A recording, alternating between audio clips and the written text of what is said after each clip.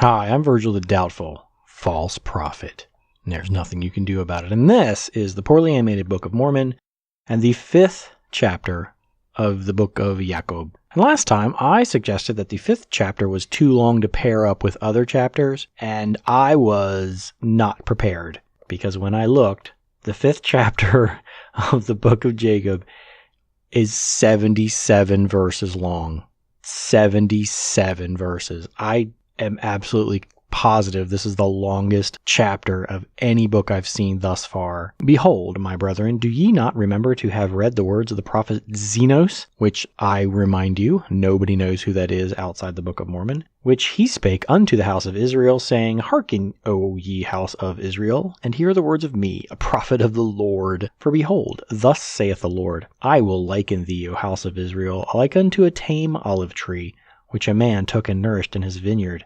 Did we already have this vision? And it grew and waxed old and began to decay. And it came to pass that the master of the vineyard went forth, and he saw that his olive tree began to decay, and he said, I will prune it and dig about it and nourish it, and perhaps it may shoot forth young and tender branches, and it perish not.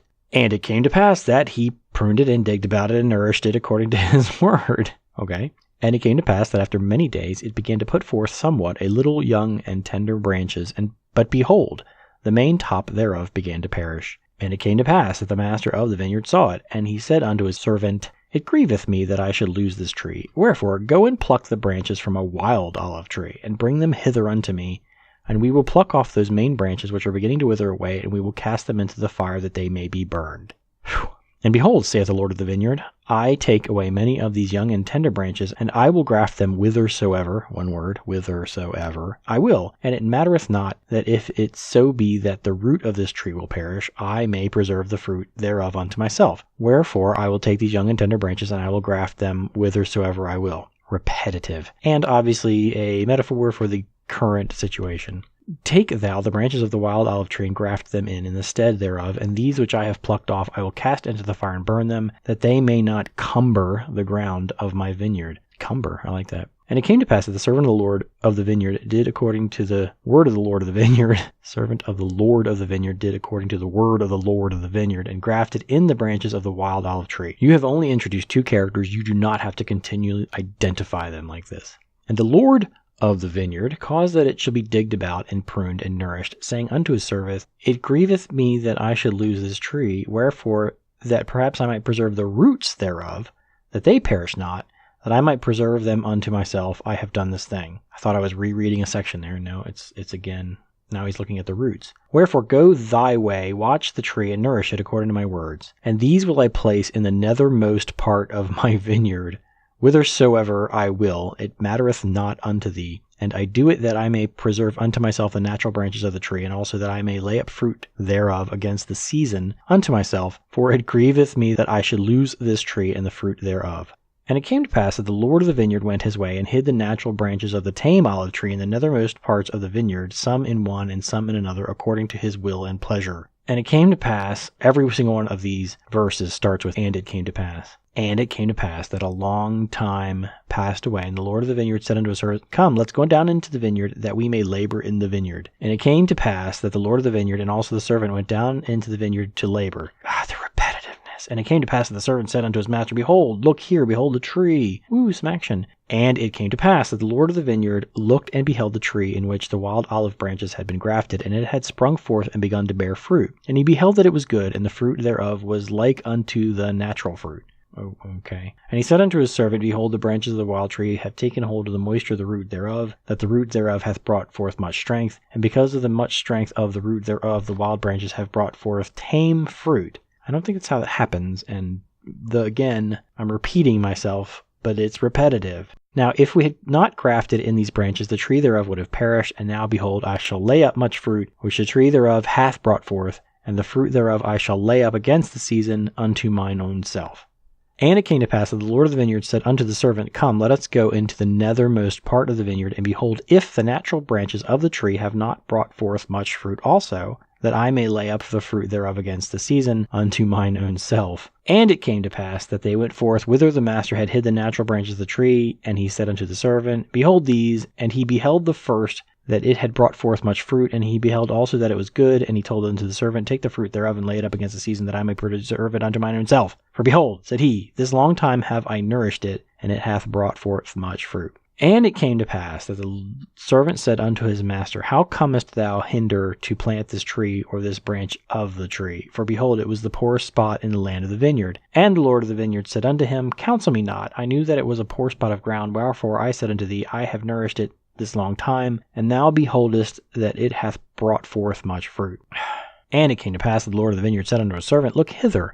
Behold, I have planted another branch of the tree also. And thou knowest that this spot of ground was poorer than the first. But behold the tree, I have nourished it this long time, and it hath brought forth much fruit. Therefore gather it, and lay it up against the season, that I may preserve it unto mine own self. Oh my God! And it came to pass that the Lord of the vineyard said again unto his servant, Look hither, and behold another branch also, which I have planted. Behold that I have nourished it also, and it hath brought forth much fruit. And he say unto the servant, Look hither, and behold the last. Behold, this have I planted in a good spot of ground, and I have nourished it this long time, and only a part of the tree hath brought forth tame fruit, and the other part of the tree hath brought forth wild fruit. Behold, I have nourished this tree like unto the others. And it came to pass that the Lord of the vineyard said unto the servant, Pluck off the branches that have not brought forth good fruit, and cast them into the fire. But behold, the servant said unto him, Let us prune it, and dig about it, and nourish it a little longer, that perhaps it may bring forth good fruit unto thee, that thou can what? Lay it up against the season. And it came to pass that the Lord of the vineyard and the servant of the Lord of the vineyard, because we need to keep identifying him, did nourish all the fruit of the vineyard. And it came to pass that a long time had passed away, and the Lord of the vineyard said unto his servant, Come, let's go down into the vineyard, that we may labor again in the vineyard, for behold, the time draweth near, and the end soon cometh. Wherefore I must lay fruit against the season unto mine own self. And it came to pass that the Lord of the vineyard and the servant went down into the vineyard, and they came to the tree whose natural branches had been broken off, and wild branches had been grafted on. And behold, all sorts of fruit did cumber the tree. And it came to pass that the Lord of the vineyard did taste of the fruit, every sort according to its number, and every sort according to its number. And the Lord of the vineyard said, Behold, this long time have we nourished this tree, and I have laid up unto myself against the season much fruit. But behold, this time it hath brought forth much fruit, and there is none of it which is good. And behold, there are all kinds of bad fruit, and it profiteth me not, notwithstanding all our labor, and now it grieveth me that I shall lose the tree. And the Lord of the vineyard said unto the servant, What shall we do unto the tree, that I may preserve again good fruit thereof unto mine own self? And the Lord of the servant said unto his master, Behold, thou didst graft. And the servant said unto his master, Behold, because thou didst graft in the branches of the wild olive tree, they have nourished the roots, that they are alive and have not perished. Wherefore thou beholdest that they are yet good. And it came to pass that the Lord of the vineyard said unto his servant, The tree profiteth me nothing, and the roots thereof profit me nothing, so long as it bring forth evil fruit. Nevertheless, I know that the roots are good. For my own purpose I have preserved them, and because of their strength they have hitherto brought forth from the wild branches good fruit. But behold, the wild branches have grown and are overrun the roots thereof, and because that the wild branches have overcome the roots thereof, it hath brought forth much evil fruit. And because that it hath brought forth so much evil fruit, thou beholdest that it beginneth to perish, and it will soon become ripened, that it may be cast into the fire, except we should do something for it to preserve it. And it came to pass that the Lord of the vineyard said unto his servant, Let us go down into the nethermost parts of the vineyard, and behold, if the natural branches have also brought forth evil fruit. And it came to pass that they went down into the nethermost parts of the vineyard. And it came to pass, we have a mid-verse came to pass, that they beheld that the fruit of the natural branches had become corrupt also. Yea, the first and the second, and also the last, and they had all become corrupt. And the wild fruit of the last had overcome that part of the tree which brought forth good fruit, even that the branch had withered away and died. And it came to pass that the Lord of the vineyard wept, and he said unto the servant, What could I have done more for my vineyard? Behold, I knew that all the fruit of the vineyard, save it were these, had been corrupted. And now these, which have once brought forth good fruit, have also become corrupted. And now all the trees of my vineyard are good for nothing, save it to be hewn down and cast into the fire. And behold, this last, whose branch hath withered away, I did plant in a good spot of ground. Yea, even that which was choice unto me above all other parts of the land of my vineyard. And thou beheldest that I also cut down that which cumbered this spot of ground, that I might plant this tree in the stead thereof. And thou beheldest that a part thereof brought forth good fruit, and a part thereof brought forth wild fruit. And because I plucked not the branches thereof, and cast them into the fire, behold, they have overcome the good branch that it hath withered away. And now, behold, notwithstanding all the care which we have taken of my vineyard, the trees thereof have become corrupted, that they bring forth no good fruit. And those I had hoped to preserve, to have laid up fruit thereof against the season, unto mine own self. But behold, they have become like unto the wild olive tree, and they are of no worth but to be hewn down and cast into the fire, and it grieveth me that I should lose them. But what could I have done more in my vineyard? Have I slackened mine hand that I had not nourished it? Nay, I have nourished it, and I have digged about it, and pruned it, and I have dunged it, and I have stretched forth my hand almost all the day long, and the end draweth nigh. And it grieveth me that I should hew down all the trees of my vineyard, and cast them into the fire, that they should be burned. Who is it that has corrupted my vineyard? And it came to pass that the servant said unto his master, It is not the loftiness of thy vineyard. Have not the branches thereof overcome the roots which are good?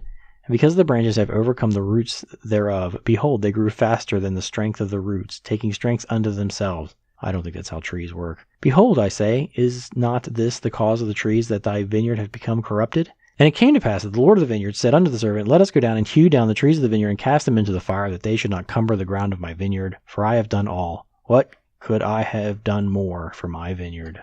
And I just want to say, we are 50 verses in. 50 verses in. And he is abusing the hell out of this allegory, out of this metaphor, just stretching it. But behold, the servant said unto the Lord of the vineyard, Spare it a little longer. And the Lord said, Yea, I will spare it a little longer, for it grieveth me that I should lose the trees of my vineyard. Wherefore, let us take of the branches of these which I have planted in the nethermost parts of my vineyard, and let us graft them into the tree from whence they came, and let us pluck from the tree those branches whose fruit is most bitter, and graft in the natural branches of the tree in the stead thereof. And this will I do, that the tree may not perish, that perhaps I may preserve unto myself the roots thereof for mine own purpose. And behold, the roots of the natural branches of the tree which I planted whithersoever I would are yet alive. Wherefore, that I may preserve them also for mine own purpose, I will take of the branches of this tree, and I will graft them in unto them.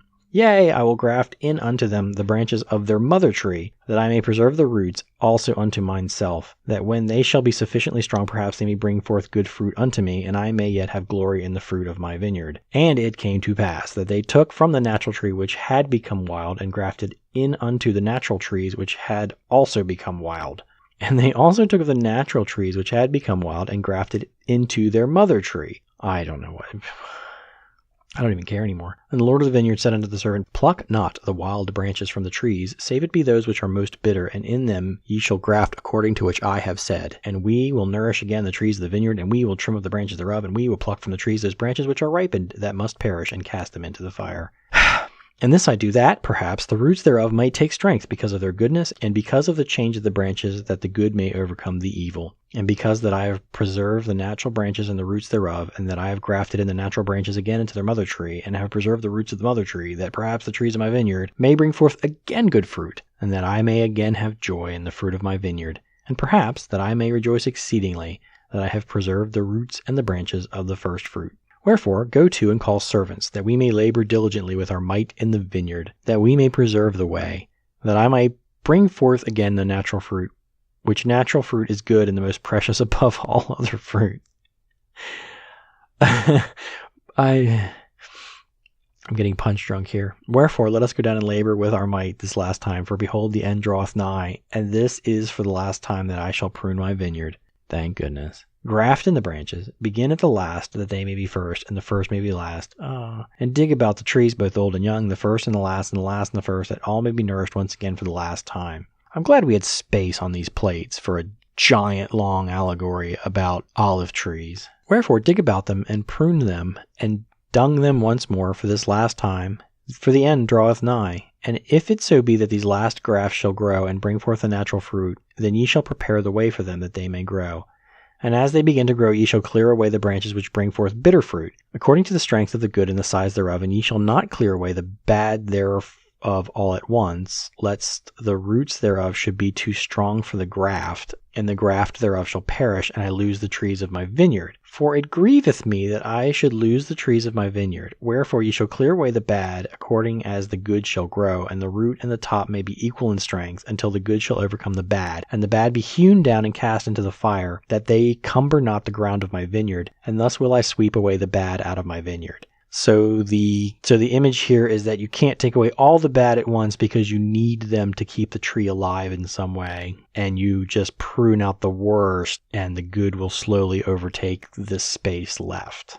And the branches of the natural tree will I graft in again into the natural tree. So this is the Mormons getting grafted back into the tree of Israel. And the branches of the natural tree will I graft into the natural branches of the tree, and thus will I bring them together again, and they shall bring forth the natural fruit, and they shall be one. And the bad shall be cast away, yea, even out of the land of my vineyard, for behold, only this once will I prune my vineyard. And it came to pass that the Lord of the vineyard sent his servant, and the servant went and did as the Lord had commanded him, and brought forth other servants, and they were few. And the Lord of the vineyard said unto them, Go and labor in the vineyard with your might. Maybe the servants are prophets.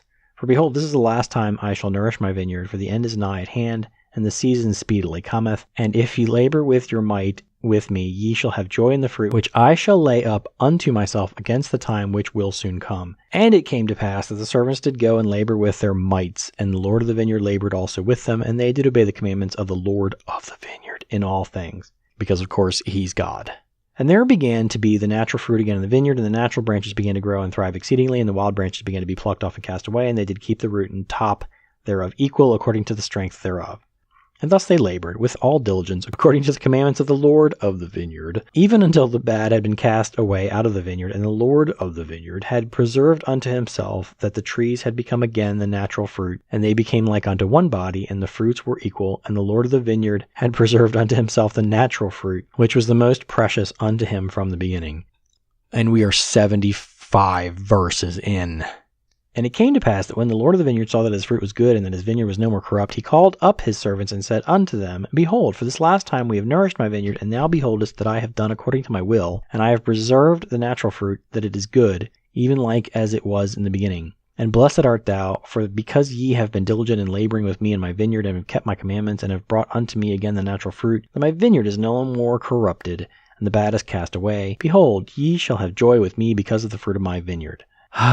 For behold, for a long time will I lay up the fruit of my vineyard unto mine own self against the season which speedily cometh.